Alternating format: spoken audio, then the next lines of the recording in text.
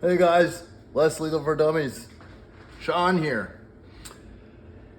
How to install a BRH handle in your M17. Now, I need to first start off by saying do not install a BRH in your M17 if you are using it for less lethal with a factory bolt spring. And there's a reason why. So I'm currently running a FSC and a TIPX bolt spring combination in this marker. Its compressed length, and by compressed I mean when it's compressed like this, is longer than the factory spring, which is why I'm going to attempt to install this and see if we can run this again with a longer spring. And here's why you don't run it with a factory spring. So in paintball, this spring is probably just doing its thing, having a gay old time. In less lethal, when we have the juice cranked up, this spring is getting pounded on. And you can see I can crush it with one hand. So much so, it is over compressing this.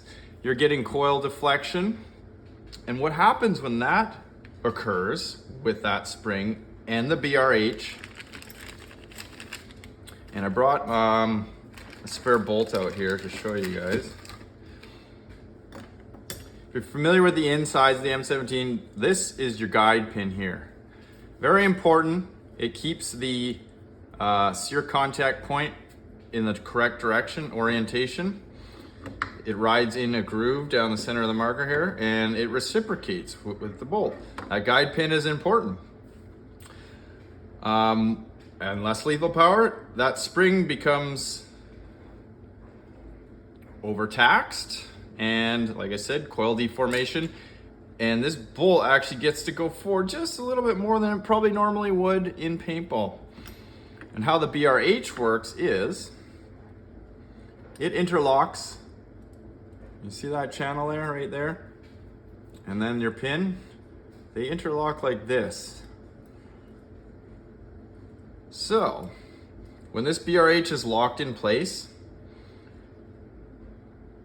and you're pounding on this at high velocity, outside of factory specification, this bolt wants to travel farther than it can. So what happens? Guide pin keeps ramming and ramming and ramming into that stop there until it bends your guide pin. Another cause of auto fire is a bent or loose guide pin. So whenever you do a service on your marker, always check this pin.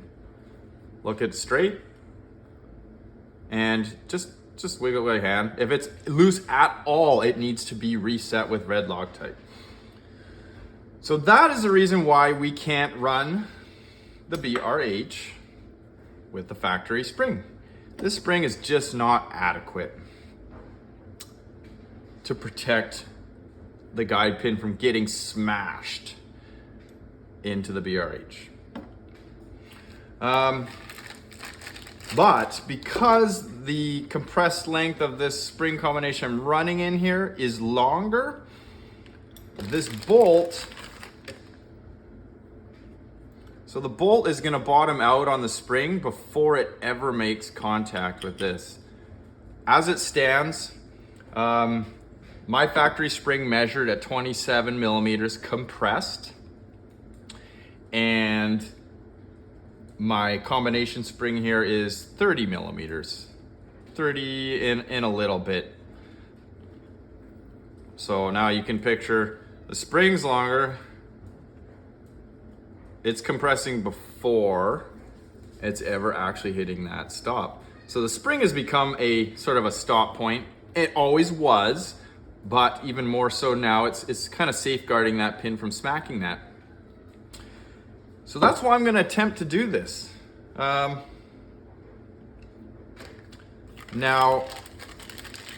Mustafa from the Facebook group sent me a custom spring he had made. It's very high quality. And once again, thanks Mustafa for that. we're just gonna compare it to my setup when I take it out of here. I'm not installing this in this marker. I'm gonna install this in my, my little guinea pig. But I have it out here so we can show it to you guys. All right, so to install the BRH, this used to be a very complicated process. You used to have to split the shell and do all this nonsense, but you don't anymore. You see that hole right there that's pre-drilled? That saves you from taking every single screw out of this thing and splitting the case halves, which is time consuming. Not difficult at all, but gone are those days. Those are like mil-sig days. The new and improved version. So things you're gonna need to do the BRH is a BRH, an upgraded bolt spring.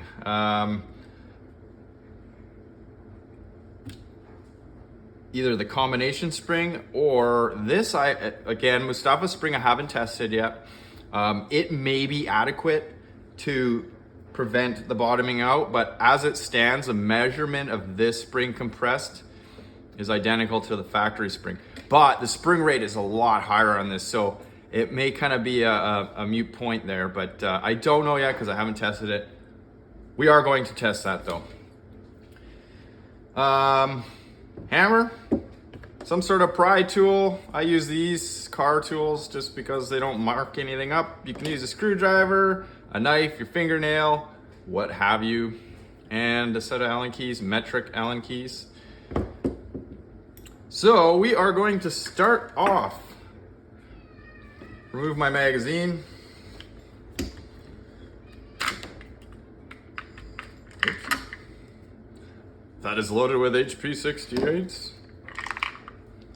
Oh. Just set those aside here. I've already removed my air tank. You need to get to this plug. This is called the BRH plug here. They don't install the BRH anymore. It used to be a factory installed option, but they removed it because it causes problems, and we'll get to that once we get it installed. I'll kind of give you the breakdown of how it works. So in my case, I gotta remove my rear sight here because it is in the way.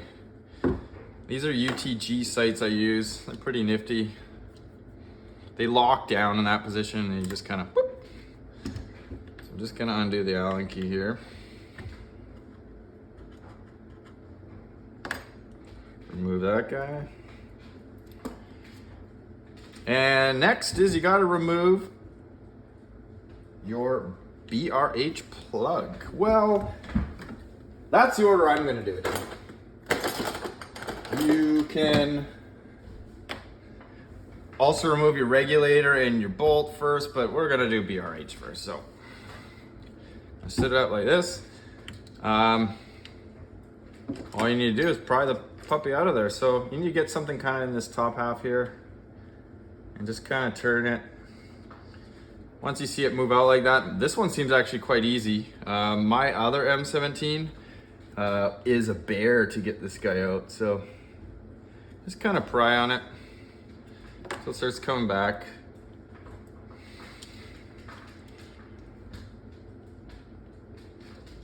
Need something fatter in there now. Not quite yet.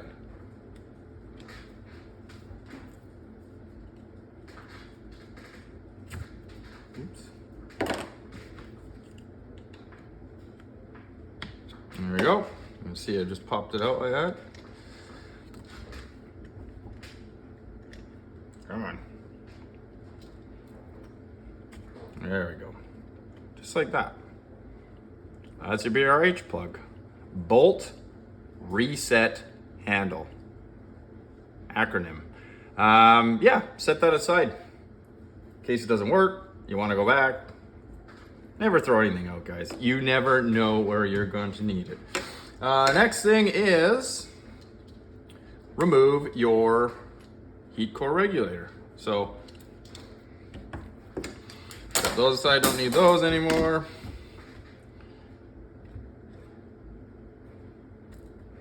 Pull the two cotter pins.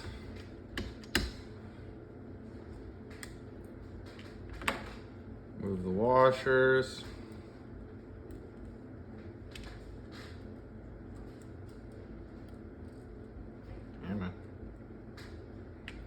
and then drop your pins and be careful that it doesn't shoot out.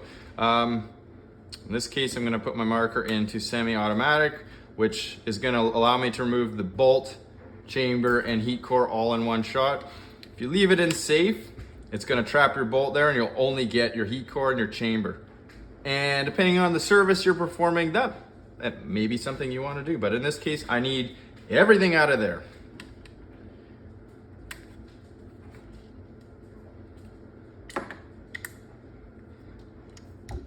I like to sit it up like this and then just pull the pin and hold on to your heat core and just kind of wriggle it a little bit. There you go, everything comes flying out. You can see my two springs together there.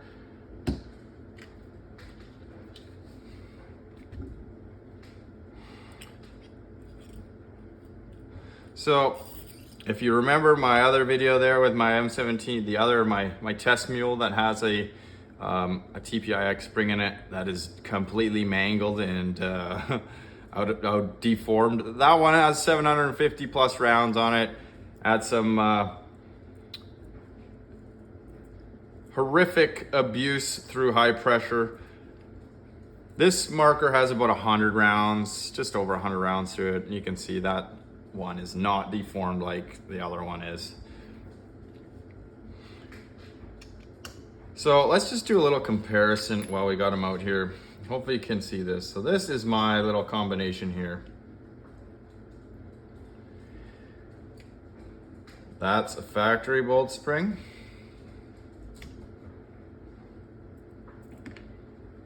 And this is Mustafa's spring, which is unused. So I believe his is probably 125 millimeters in length. I don't know, I didn't actually measure that part. My M17 spring is used, which is why it looks shorter. And obviously my little combo spring is also used, but longer. There's a little better look at it there. So these two springs are nearly identical in collapsed length, but coils are thicker on this and the spring rate is higher because of that.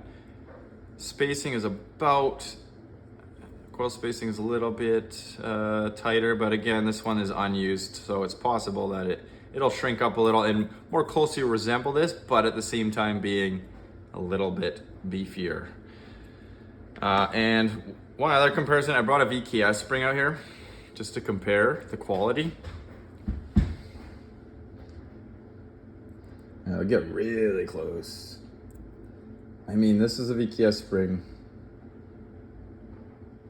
Nice ground end on it. The color is very uniform and, well, it's pretty springy. Here's Mustafa's spring. Very nice uniform color, ground ends, and the colors are almost very similar. And this one, well, this one is, there's no way I can compress these by hand. Not easily anyways. All right, enough with those springs. Let's put the BRH in this bad boy. So you don't need to do anything with this assembly here. You can just set it aside and take your BRH. You can see it has a hole in the side of it here. It's actually a through hole. What you're attempting to do here is slide it down this, oops, wrong angle there, down this channel right here, right under the pick rail. But before you do that, try to orient those holes so they are across the marker. The end goal here is to get it to line up with this hole here so you can put a pin through. So that is what we are going to do. I'm going to insert it just like that. And And I don't know if it's just designed really well or I'm just that good, guys. Yeah, you know I'm kidding. The hole literally lined up. First try. If it doesn't, do what I just did right there. Kind of grab an Allen key and you can kind of just get the alignment going there. The next step is the other baggie that was included with the kit is a little dowel. You want to push it through that hole, through the other side, and make it nice and even on both sides. That literally went in like butter, So you can see, and I noticed this now, I haven't done this before. So the hopper port cover kind of overlaps this hole a little. So be careful when you're driving it through. You could remove this actually, but I'm just gonna be mindful that when I tap this pin that I don't tap it too far and press into this hopper port and flex it or break it or something like that. And this is where you use your punch or whatever you got on hand. Allen key, a T-handle or something like that could work. In this case, I'm using a 3/32 punch. And I'm just gonna gently tap this into place and I'm gonna keep checking the other side for clearance.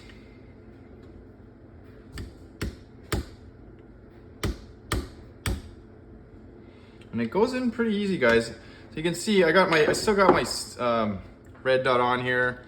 You don't want to be holding it and whacking it and, you know, possibly contorting your rail or damaging your optic. And this is just a sort of an inexpensive Fiachi, but this is an auto on-off that works brilliant now. I had one of these before that didn't work so good. This one works beautifully. So we'll just keep tapping it in here. Keep checking. I see nothing yet.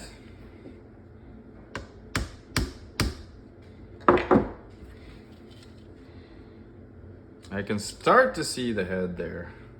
It's crowding.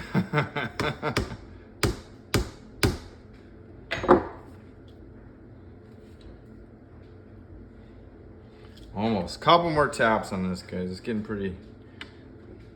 I'd probably leave it like that, but you know, I'm crazy about things being even.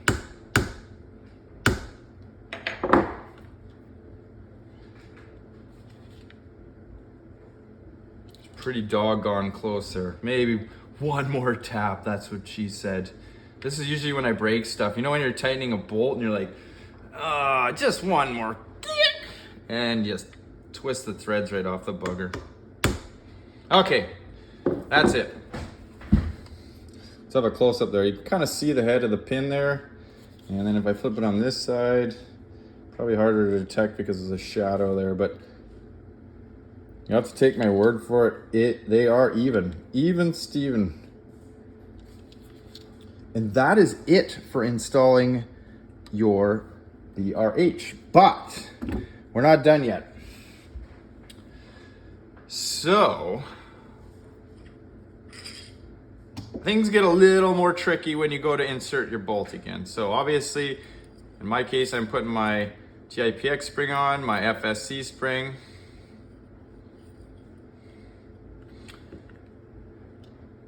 And I am going to put my marker in safe. This will help me kind of catch it when it actually goes into place. So unlock your BRH. Now it has a latch here, and pull back on it so it's unlatched. The trick here is you have to get this pin underneath the BRH as you're getting it assembled here. So I might have to just set it down here to do it. Hopefully my head doesn't get in the way, guys. So you kind of pull down on your bolt just a little bit and get it seated under there. I don't know if you detected that, but you can see it's now inside the groove, and now you can kind of let go of your BRH. And in this case, I'm going to push my bolt forward. Actually, yes, but I should have left it in semi first. So what I do here, because I'm using this silicone washer and I don't want it to get marred up like I did to my other one, I push the bolt forward, pull the trigger, and once it's past the sear, put safety on.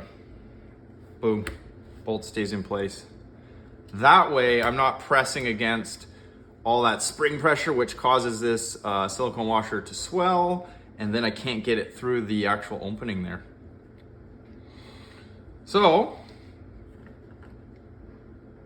and just take your air chamber and your regulator, insert it back in, and set it in place. So you gotta push your regulator all the way in and drop your pins through.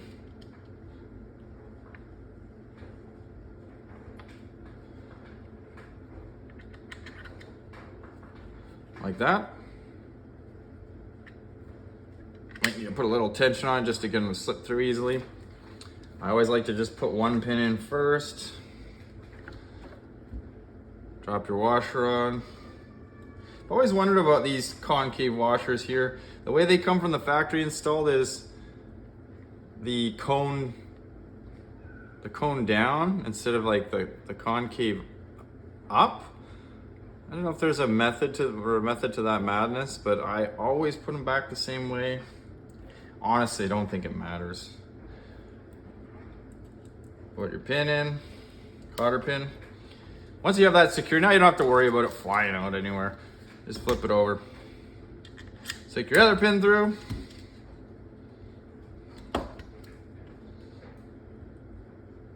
Washer. Oh.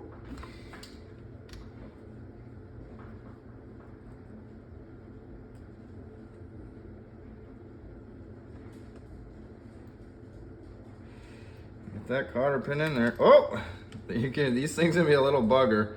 You know, Wixon sent me some little tabs to put on here.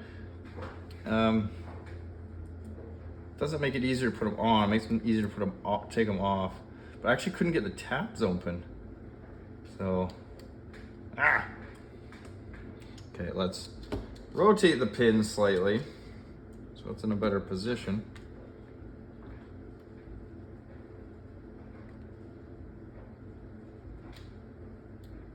My gosh.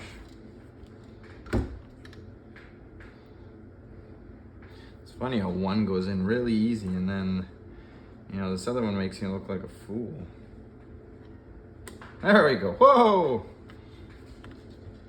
That's just some grease on there. And there you have it. BRH. Remember that, bolt reset handle. There's a reason why it's called a bolt reset handle. You do not cock this before you charge your marker.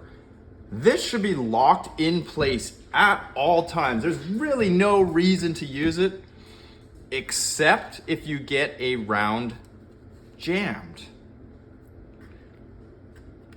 In case of a round jamming, you do need to degas. You cannot pull on this if your marker is gassed. In that likely event you try to do that, you're probably just gonna bend the pin by forcing the BRH back because you're pulling on an enormous amount of pressure. That bolt is stuck because there's a jam, it's pushing forward, you're trying to pull it back. It ain't never gonna work, guys. De-gas your marker. Drop your mag like you would. In most cases, the projectile actually falls out. But if it doesn't, that's where this comes in. When your marker's degassed, you pull this back, and what it's doing is actually just pulling the bolt back out of the breech, is where it usually gets stuck there. and releasing the projectile.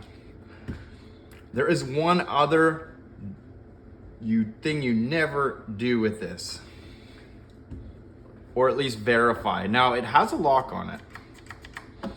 It should always be in the lock position when firing.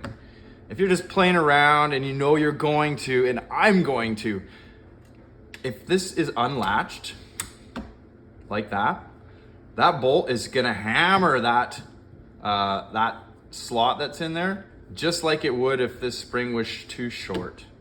And the reason is obviously when it's unlatched, you shorten the travel. The bolt pin, like let's picture, do I have anything shiny? Well, let's just use this pick I have. So imagine in the lock position, the bolt is reciprocating. The guide pin wants to go this far before it ejects the projectile. Now, if you move this back, the bolt still wants to go this far, but the problem is that slot has moved up here.